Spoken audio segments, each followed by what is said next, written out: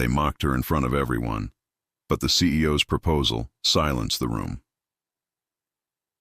The setup. The fluorescent lights of Sterling and Associates buzzed overhead as Nora Volkoff adjusted her vintage coral blazer and tried to focus on her computer screen. The graphic design department was unusually quiet this Tuesday morning, which should have been her first warning sign. In her 3 years at the company, she had learned to read the office dynamics like weather patterns, and today felt like the calm before a storm. Nora had always been the type to blend into the background. At 28, she possessed a quiet elegance that she seemed unaware of. Her long auburn hair was usually pulled back in a simple bun, and she favored earth-toned clothing that reflected her practical nature. She was talented at her job, creating beautiful marketing materials and brand designs, but she never sought the spotlight. Perhaps that's why Victoria Hartwell had chosen her as a target. Victoria was everything Nora wasn't: loud, ambitious, and ruthlessly social. As the head of business development, she commanded attention wherever she went, her platinum blonde hair always perfectly styled, her designer suits always impeccable. She had a gift for making others feel small while appearing to be helpful, and she seemed to take particular pleasure in targeting those who couldn't or wouldn't fight back. The trouble had started 6 months ago when Nora had quietly submitted a design proposal that ended up being chosen over Victoria's preferred vendor. Victoria had smiled and congratulated her in the meeting, but Nora had noticed the flash of anger in her green eyes. Since then, there had been a series of small humiliations, credit for her work going to others, her ideas being dismissed in meetings only to be praised when Victoria presented them later, and a constant undercurrent of condescending comments wrapped in false concern. Emma Rodriguez, Nora's closest friend in the office, had been warning her for weeks that Victoria was planning something big. Emma worked in HR and had a network of informants throughout the company. She was fiercely protective of her friends and had been trying to gather evidence of Victoria's behavior, but Victoria was too clever to leave obvious traces. "She's been asking questions about your personal life," Emma had whispered during their coffee break the previous Friday. "Specifically about your dating history. That's never a good sign with Victoria." Nora had laughed it off. What was there to ask about? Her last serious relationship had ended 2 years ago when her boyfriend had decided she was too boring for his newly successful lifestyle. Since then, she had focused on her work and caring for her elderly grandmother. Dating had seemed like an unnecessary complication. The morning passed uneventfully until Victoria appeared at Nora's desk just before lunch, her smile predatory despite its warmth. She was wearing a cream-colored dress that probably cost more than Nora's monthly rent, and her perfume was expensive and overwhelming. "Nora, sweetheart," Victoria began, her voice carrying that particular tone she used when she was about to deliver what she considered good news. "I have the most wonderful surprise for you." Nora's fingers paused over her keyboard. Victoria's surprises were never wonderful, at least not for the recipient. "Oh? You know how we've all been concerned about your social life?" Victoria continued, perching on the edge of Nora's desk in a way that forced Nora to look up at her. "Well, I've taken it upon myself to help. I've arranged a blind date for you tonight." The words hit Nora like cold water. "I didn't ask for help with my social life." "Nonsense." Victoria waved her hand dismissively. "Everyone needs help sometimes. He's a lovely man, recently divorced, very successful. He specifically requested," someone understated, "you're perfect for each other." Several of Victoria's friends had gathered around during this conversation, their faces showing barely concealed amusement. Nora felt heat rising in her cheeks as she realized this was some kind of performance for their benefit. "I really don't think," Nora began. 8 o'clock at Meridian," Victoria interrupted, naming one of the city's most expensive restaurants. "He's already made the reservation. His name is Daniel Pierce. Wear something nice, dear. First impressions matter." Before Nora could protest further, Victoria had swept away, her entourage following behind her like a wake of sharks. The whispers and giggles that followed made it clear that this was not an act of kindness, but some elaborate setup designed to humiliate her. Emma appeared at her desk within minutes, her dark eyes flashing with anger. "I heard what just happened. Please tell me you're not actually going." Nora stared at her computer screen, her reflection ghost-like in the black monitor. "I don't know. Maybe if I don't show up, it'll just make things worse. Or maybe if you do show up, you'll be walking into whatever trap she's set," Emma countered. "This has disaster written all over it. Victoria doesn't do favors, especially not for people she considers beneath her notice." The afternoon dragged by with unusual attention focused on Nora. People who normally never spoke to her stopped by, her desk with sudden interest in her weekend plans. The attention made her skin crawl, confirming that whatever Victoria had planned was already in motion. By 6 o'clock, Nora had made her decision. She would go to the restaurant, if only to face whatever humiliation Victoria had planned with dignity and tact. She owed herself that much. She went home to her small apartment and stood in front of her modest wardrobe for 20 minutes before settling on a deep plum dress she had bought for a cousin's wedding but never worn. It was simple, but elegant, and it brought out the warmth in her dark eyes. As she applied light makeup and let her hair fall in soft waves around her shoulders, Nora caught sight of herself in the mirror and felt a moment of surprise. She looked pretty, not glamorous like Victoria, but there was something quietly striking about her reflection that she had never noticed before. The restaurant was intimidating from the moment she stepped out of her rideshare. Meridian was the kind of place where business deals were made and anniversaries celebrated. All warm wood and soft lighting and prices that would make her credit card weep. The hostess looked her up and down with barely concealed disdain before checking the reservation. "Pierce, party of 2, the woman said with professional coolness. "Right this way." Nora followed her through the dining room, acutely aware of how out of place she felt among the other diners. She spotted Victoria immediately, sitting at a table near the back with 3 other women from the office, all of them trying to look casual while obviously watching her entrance. The hostess led her to a table near the front windows, and Nora's heart sank when she saw it was empty. Either her date was late, or he wasn't coming at all. She had a sinking feeling she knew which it was. Victoria's laughter carried across the restaurant, confirming her suspicions. "Your server will be right with you," the hostess said before disappearing. Nora sat down and tried to compose herself. The smart thing would be to leave now, to walk out with whatever dignity she had left. But something stubborn in her nature refused to give Victoria the satisfaction of seeing her run away. She had been sitting there for 10 minutes, nursing a glass of water and trying to ignore the pointed looks from Victoria's table, when a man approached. He was tall and lean, with dark hair slightly mussed as if he had been running his hands through it. His clothes were expensive but not flashy, a well-cut charcoal suit that suggested success without showing off. He looked tired, she noticed, but there were smile lines around his blue eyes that spoke of someone who laughed often. "Nora?" he asked, and his voice was warm, genuinely apologetic. "I'm so sorry I'm late. Traffic was worse than expected."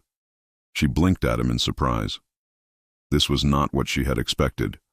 Victoria's setups usually involved someone obviously unsuitable, someone chosen specifically to embarrass her. This man was attractive, polite. He seemed genuinely sorry for keeping her waiting. "Daniel?" she managed. He smiled, and the expression transformed his entire face. "That's me. May I?" He gestured to the chair across from her. "Of course," she said, still trying to process that he was actually here, that he seemed normal and kind. As he settled into his seat, she caught a glimpse of Victoria's table in her peripheral vision. The women there looked as surprised as she felt, their expressions shifting from anticipated amusement to confusion. Whatever they had expected, this wasn't it. "I have to admit," Daniel said, studying the menu, "I was nervous about tonight. Blind. Dates can be tricky. You were nervous?" The words slipped out before she could stop them. He looked up at her, those blue eyes crinkling at the corners. "Absolutely. When Victoria described you as understated, I wasn't sure what to expect." She seemed to think that was a selling point, but her tone suggested otherwise. Nora felt her cheeks burn. "She said you specifically requested someone understated." Daniel's expression grew thoughtful, then concerned. "That's not how I would have phrased it. I told her I was tired of women who were more interested in my bank account than getting to know me." I said I'd prefer someone genuine, someone real. If that's what she translated as understated, then I think we might have different definitions of the word. Something in his tone made her study his face more carefully. There was intelligence there, and kindness, but also a wariness that suggested he had been disappointed before. You don't sound like you know Victoria very well. I don't, actually. She's been persistent about setting this up. But we only met at a charity function last month. To be honest, I got the impression she was more interested in the publicity than the charity work. He paused, then leaned forward. Slightly. Can I ask you something? How well do you know her? The question hung in the air between them, loaded with implications. Nora glanced toward Victoria's table and saw 4 faces trying very hard to look like they weren't eavesdropping. Work together, she said carefully. And she's a good friend? There was something in his tone that suggested he already knew the answer. Nora looked at him for a long moment, then made a decision to be honest. No, she's not. I'm not entirely sure why she set this up, but I doubt it was out of concern for my happiness. Daniel nodded slowly, and she saw something like relief in his expression. I had a feeling something was off. When someone is that insistent about making introductions, there's usually an agenda. He closed his menu and looked directly at her. So, here's my question. Do you want to stay and have dinner with me anyway? Not because Victoria arranged it, but because we're both here and we might as well get to know each other. The simple honesty of the question caught her off guard. This was not how she had expected the evening to go. She had prepared herself for humiliation, not for genuine interest from an attractive, intelligent man who seemed to see through Victoria's games as clearly as she did. I'd like that, she said, and meant it. The dinner that followed was nothing like she had expected. Daniel was easy to talk to, asking thoughtful questions about her work and listening to her answers with genuine interest. He made her laugh with stories about his own professional disasters, and when she mentioned her grandmother, he asked follow-up questions that showed he was actually listening, not just waiting for his turn to speak. She learned that he had recently moved to the city for work, that he was still settling into his new life and finding it lonely. He had been married in his 20s, but it had ended amicably when they both realized they wanted different things from life. He loved hiking and bad action movies and had a weakness for dogs, despite not having time for one of his own. In return, she found herself opening up in ways she hadn't expected. She told him about her passion for design, about the satisfaction she found in creating something beautiful from nothing. She mentioned her grandmother's stories about leaving Russia in the 1960s, about the courage it took to build a new life in America, and how those tales of resilience had shaped her own quiet strength. As the evening progressed, she became increasingly aware of the tension from Victoria's table. The women there had clearly expected this date to be a disaster, some kind of elaborate joke at Nora's expense. Instead, they were watching what appeared to be a genuinely successful evening unfold, and their frustration was becoming obvious. "Think your co-workers are disappointed," Daniel said quietly, following her glance toward Victoria's table. "They probably expected you to be." She paused, not sure how to finish the sentence politely. "Someone less suitable," he suggested. "Someone chosen specifically to embarrass you." She nodded, impressed by his perceptiveness. "Well," he said, raising his wine glass slightly, "I'm glad to disappoint them. Though I have to say their loss is definitely my gain. I can't remember the last time I enjoyed a conversation this much." As if summoned by his words, Victoria appeared at their table, her smile bright and predatory. "Well, well," she said, her voice carrying clearly across the nearby tables. "Look how well you two are getting along. Nora, sweetheart, you clean up surprisingly well. And Daniel, you're even more charming than I remembered from the charity function." Daniel's expression remained politely neutral, but Nora caught the slight tightening around his eyes. "Victoria, I didn't realize you'd be dining here tonight." "Oh, just grabbing drinks with the girls." Victoria waved toward her table, where 3 faces were turned in their direction with obvious interest. "I couldn't help but notice how cozy you two look. Such an unlikely pairing, but sometimes opposites attract, don't they?" The condescension in her voice was subtle but unmistakable. Nora felt the familiar heat of embarrassment creeping up her neck, the old instinct to shrink into herself and wait for the moment to pass. But Daniel surprised her. He reached across the table and took her hand, his fingers warm and steady against hers. "Actually," he said, his voice carrying a slight edge beneath the politeness, "I'd say we have quite a lot in common. Intelligence, integrity, the ability to see through superficial nonsense. All qualities I value highly." Victoria's smile faltered slightly at the implied criticism, but she recovered quickly. Of course. I just meant that Nora is usually so quiet, reserved. I wasn't sure she'd be able to keep up with someone of your caliber." The insult was delivered with Victoria's trademark smile, wrapped in false concern, but this time it landed differently. This time, Nora had someone in her corner, someone who saw the game being played and refused to participate. Daniel's hand tightened slightly over hers, a small gesture of solidarity that gave her strength. "I find that the most interesting people are often the quietest ones," he said. "They listen more than they talk, observe more than they perform. It's refreshing, actually." Victoria's green eyes flashed with something dangerous. But before she could respond, one of her friends called her name from across the restaurant. With visible reluctance, she excused herself, but not before giving Nora a look that promised this wasn't over. When Victoria was gone, Daniel squeezed Nora's hand once more before releasing it. "I'm sorry about that. She's quite a piece of work, isn't she?" Nora nodded, still processing what had just happened. She couldn't remember the last time someone had defended her so publicly, so effortlessly. "You didn't have to do that." "Yes, I did," he said simply. "Nobody should have to tolerate that kind of behavior, especially not from someone who pretends to be looking out for your best interests." As they finished their dinner and prepared to leave, Nora found herself reluctant for the evening to end.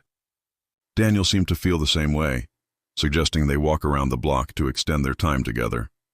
The night air was cool and crisp, perfect for walking. They talked easily as they strolled past shop windows and late-night cafes, the conversation flowing as naturally as if they had known each other for years instead of hours. "I have a confession," Daniel said as they approached the corner where they would part ways. "I was dreading tonight. Victoria was so insistent about setting this up, and her description of you made it sound like she was doing you a favor rather than me. I almost canceled 3 times. I'm glad you didn't," Nora said, and she meant it. "So am I." He stopped walking and turned to face her fully. "I'd like to see you again, if you're interested, and not because Victoria thinks it's a good idea, but because I think it's a good idea." The sincerity in his voice made her heart skip. "I'd like that too." They exchanged numbers, and he waited until her rideshare arrived before saying goodbye. As the car pulled away from the curb, Nora caught a glimpse of him in the rearview mirror, standing under the streetlight with his hands in his pockets, watching her leave. Back at the restaurant, Victoria and her friends were still discussing the unexpected turn of events. They had planned for Nora's humiliation, had expected to spend the evening laughing at her expense. Instead, they had witnessed what appeared to be a genuine connection forming between two people who seemed well-suited for each other. "This isn't over," Victoria muttered to her companions as they waited for their own rides. "There's something about that man that doesn't add up.